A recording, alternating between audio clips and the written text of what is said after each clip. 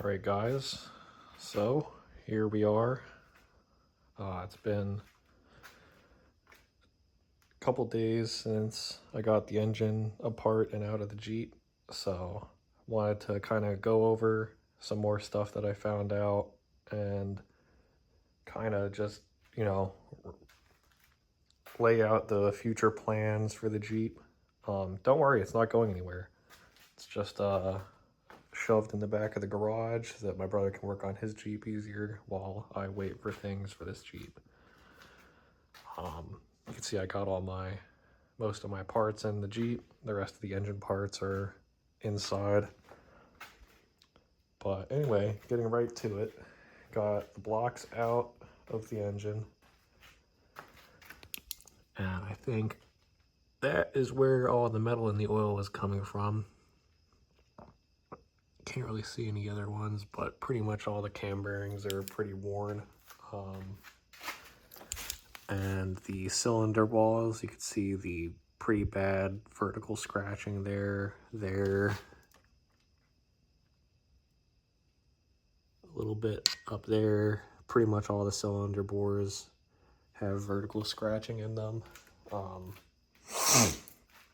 Like I said in the last video, this piston was pretty much completely clean, so that definitely had low compression, burning a ton of oil, and I can easily see that by looking at how absolutely sopping wet this exhaust port is on the driver's side cylinder head.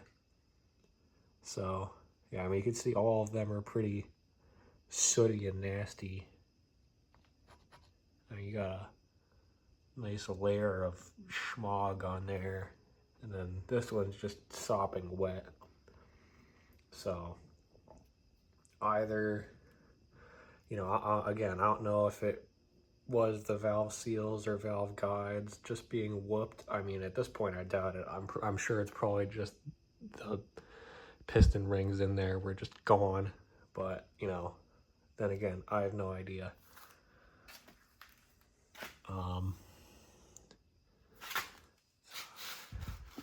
But, I mean, then again, you could also see the intake ports are pretty wet, too.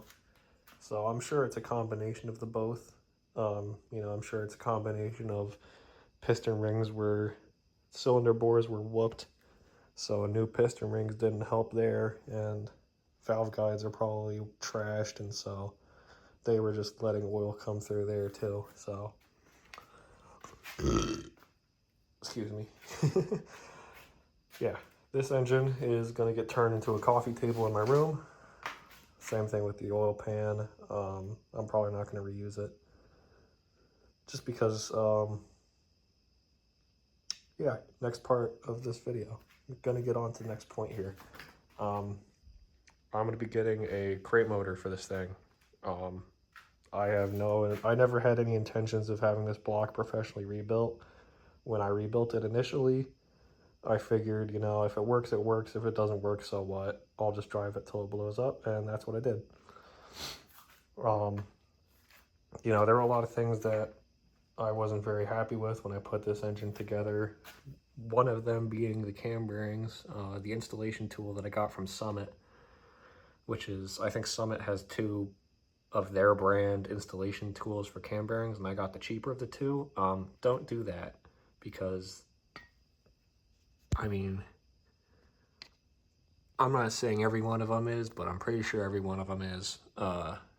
Every one of the cam bearings has scratches already on it when I put them in. Actually, I remember they all have scratches on. They all had scratches on there when I put them in. So that wasn't very good. I was not happy with that, but I just figured, again, run it and see if it works. Another thing was this dipstick that I believe was a Summit brand dipstick did not sit down in the block all the way. You can see where I tried to use a wrench and a hammer to knock it in there more, and it just didn't work. And then, I ended up initially I was whapping on this end, and that was kind of stupid because it put a sharp edge on here and mushroomed it out a little bit.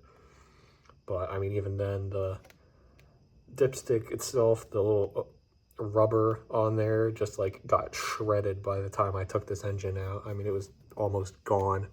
So I'm also not pleased with that. You know, granted, that's probably a little bit of user error on my end, but I don't think a rubber seal on a dipstick should be shredding itself apart. Trying to think what else.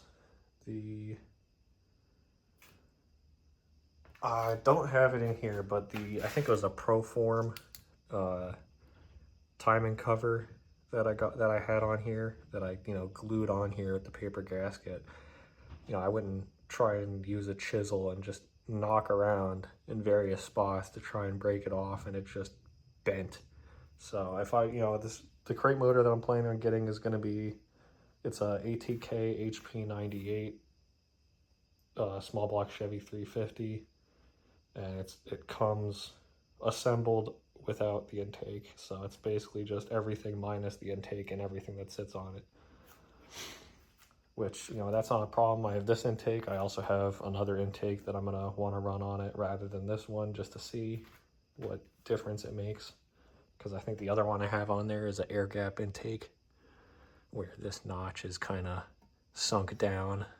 But yeah, so the crate motor that I'm going to get for this is a ATK HP98. I'm going with that because I've seen a lot of good reviews on them, and it was either that or Blueprint. And Blueprint, I saw a lot of reviews where people said that, oh, my engine blew up after a couple runs or stuff like that, and I just don't want to take that chance. Granted, that's pretty much a chance you take no matter what, but ATK has a good a lot of people in the reviews also said that they have a good warranty service where they have a 3-year warranty. Any engine they sell is covered under it, and if it blows up or has any issue, it'll get replaced. So that's pretty much the main reason why I went with them.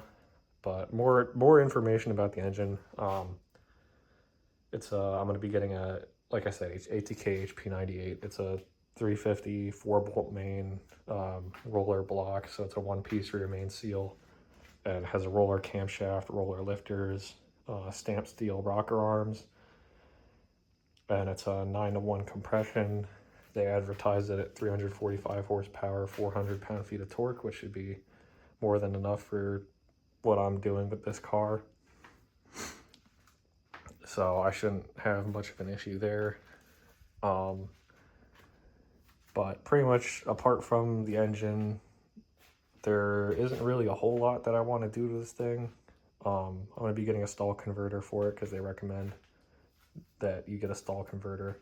And either way, I'm not running that torque converter because it's factory stall. I was going to get a stall converter either way.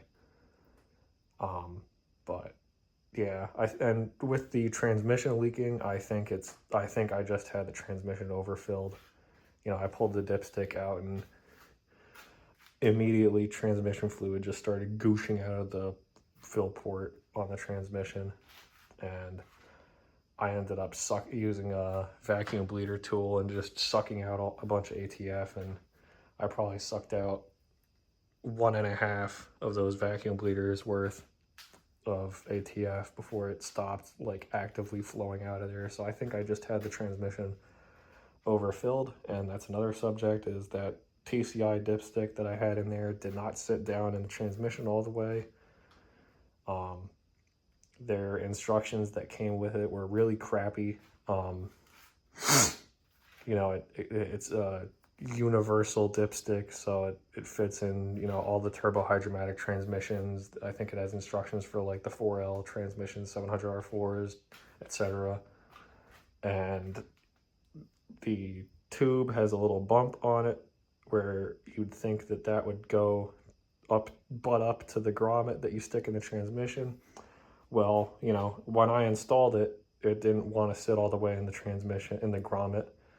And so I tried putting the grommet on the dipstick tube and then putting it in the transmission, and I couldn't even get the grommet in the transmission at that point. So I'm not super pumped about that either. I'm probably going to be looking at another dipstick.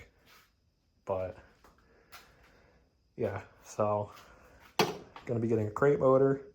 For the transmission, I'm going to be getting a stall converter and probably a new dipstick.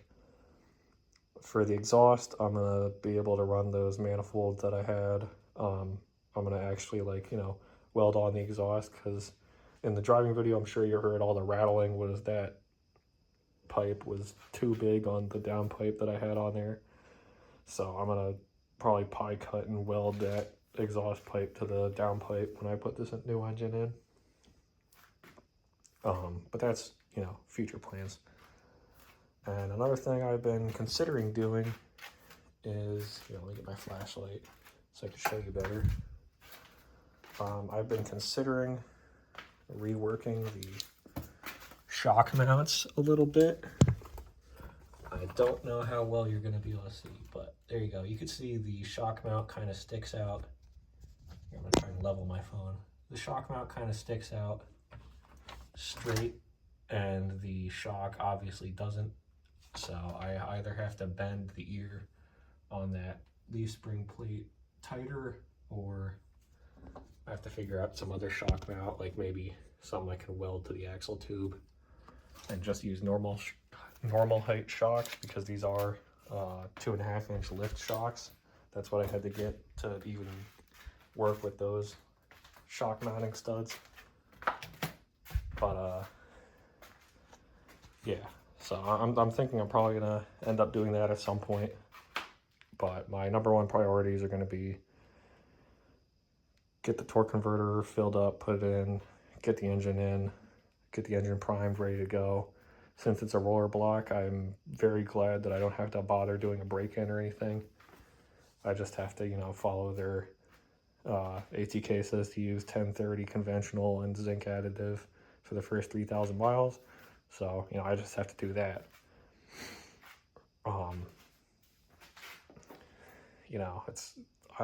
be a lot happier to get a roller block, and, if the engine, hopefully the engine lasts, and if the engine ends up lasting outside the 3-year warranty and then it blows up, then that block is going to be one that I'd actually want to bother rebuilding, rather than, this block, which is a 2-piece rear main flat tappet block with 4-bolt mains. Yeah, but it's still a flat tappet block and a 2-piece rear main seal.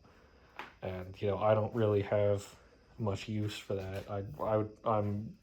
I'm way more of a roller camshaft guy, because you just don't have to worry about the cams wiping a lobe as much, and you don't have to worry about engine break-in, which is always a really stressful process.